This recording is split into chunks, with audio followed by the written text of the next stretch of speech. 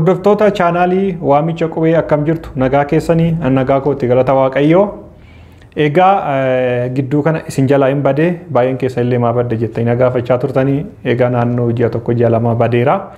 Egaa kun rakkinuma dhuunfatiin hin badee egaa intarneetii sargachaan ture naannoon turetti dhiifama isiniin jechuun barbaada. Baay'een keessa waan na gaafattaniif immoo baay'ee isaa galatoomaa isiniin jechuun barbaada. Egaa akkuma baay'een keessan beektan chaanaalii waamicha qubee kana akkuma maqaansaa dubbatutti egaa waamicha qubeeti si waame asirratti immoo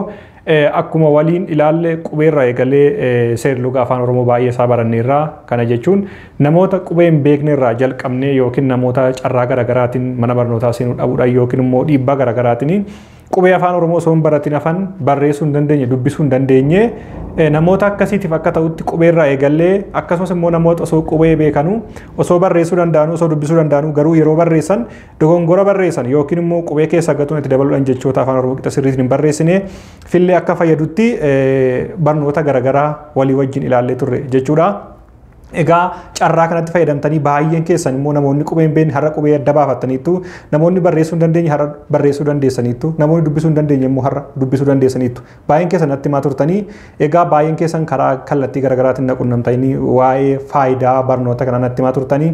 egaa itti jijjiiramuu keessanitti yookiin immoo namoonni qubee hin beekne qubee itti barachuu keessanitti namoonni dubbisuu hin dandeenye dubbisuu danda'u namoonni barreessuu hin dandeenye barreessuu danda'u keessanitti baay'een gammadee isiniin jechuun barbaada kuni haaluma kanaan itti fufuu barbaada isiniin jechuu fi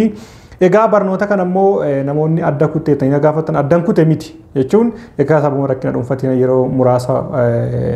addaan kuteen ture egaa addaan anuyyuu haa kutu malee namoonni baay'een keessan viidiyoo sanarraa barachaa turtan kana jechuuni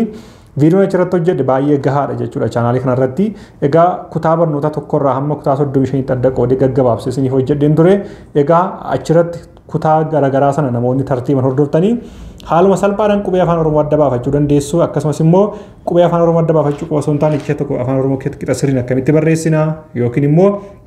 akkasuma sagalee laafaa sagalee jabaa irra butaa hudhaa akkamitti adda baafanna kan jedhu kutaa garaagaraatti isiniif qoodee isin barsiiseera eega namoonni ammayyuu barachuu barbaadanii viidiyoo sana tartiiban hordofaa isiniin jechuun barbaada.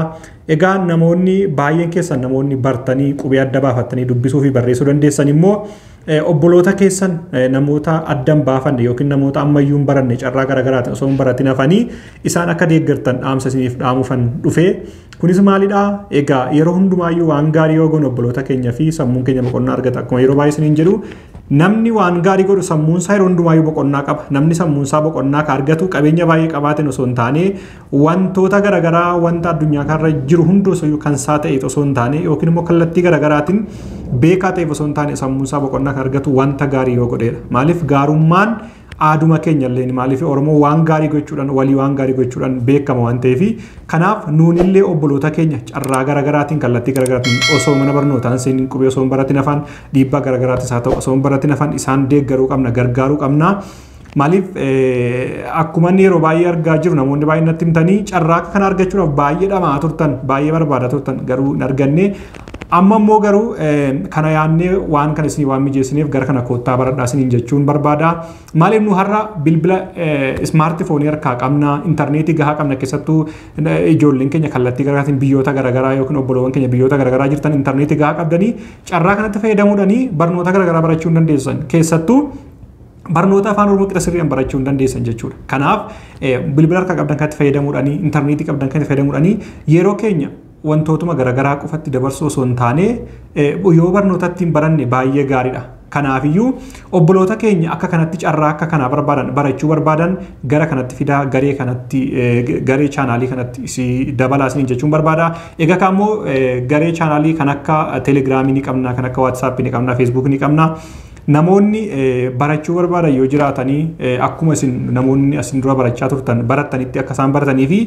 gara teelegiraamii keenyatti isaan affeeraa gara waatsaappii keenyatti isaan affeeraa egaa liinkii garjallaa viidiyoo kanatti isiniif hankaa jechuudha akkaataa itti garee isinitti dabalamtanii namoonni haaraa taatan baay'een keessan dubbisuu hin dandeessa waan ta'eef isin rakkisa gara gareetti dabalamuun yookiin immoo wantoota garaagaraa dubbisan adda baafachuu waan isin rakkisuu fi egaa namoota akkasiitiif akka ta'utti viidiyoo kana diskiriipshanii irra seenatoo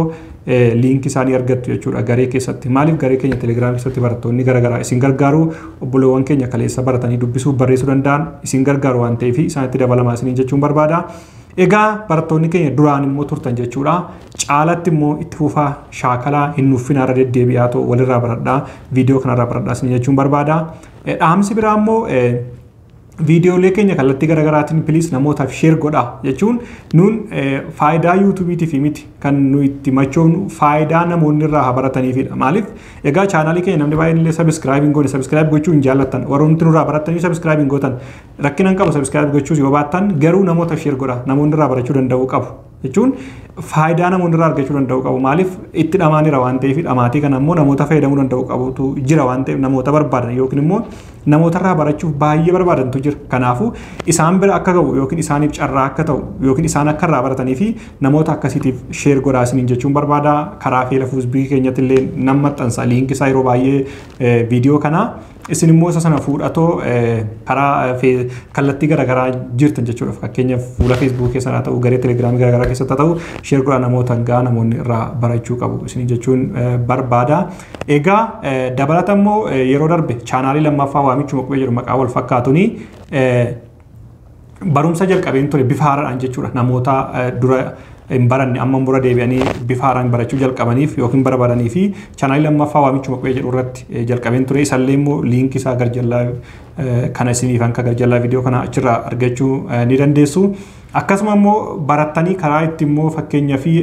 qorumsa garaagaraa yookiin immoo yaaliiwwan garaagaraa teestiiwwan garaagaraa karaa weebsaayitii isiniif han qopheessaa jira. Egaa weebsaayitii keenyallee immoo yeroo dhiyootti isiniin beeksisaa. Achirratti immoo namoonni viidiyoo ilaaluu hin dandeenye keessattuu intarneetii ga'aa hin qabne karaa barreeffamaa barachuu barbaaddanii karaa barreeffamaatiif isinii dhiyeessuudhaaf tattaaffii gochaan jira. Isa kanallee weebsaayitii qopheessira. Weebsaayitii kanarratti immoo barnoota afaan Oromoo karaa barreeffamaatiin isiniif dhiyeessaa. Akkasuma immoo shaakala garaagaraa akkasii ta'u fakkeenyaa fi teestiiwwan qorumsa gaggabaabaa dandeettii isin barattan sana akka ittiin madaaltan isiniif qopheessan jira. Egaa kana immoo ammallee weebsaayitii keenya liinkii isaa isiniif hankaa gara fuulduraatti immoo akkamitti akka fayyadamtan weebsaayitiin maal akka ta'e akkamitti immoo irraa fayyadamtan akkamitti irraa barachuu akka dandeessan isinittan hima jechuudha. Egaa barattoonni keenya jabaadhaa sirriitti viidiyoo irra deebi'aa hordofaa obboleewwan keessan gargaaraa wal barsiisaa walirraa baradhaa waliin dhuffinaa isiniin jechuun barbaada. Egaa yeroo biraa immoo yeroo gabaatti viidiyoo biraatiin isinittan deebi'aa hammasitti nagaatti taa'aa yeroo gaarii qabaadhaa.